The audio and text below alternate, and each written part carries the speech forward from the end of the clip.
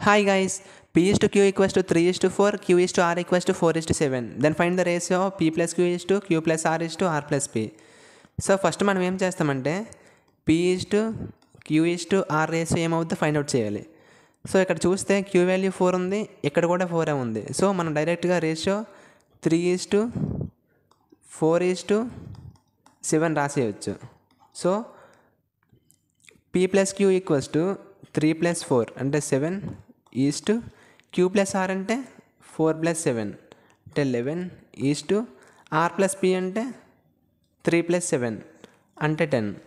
So ratio equals to 7 is to 11 is to 10.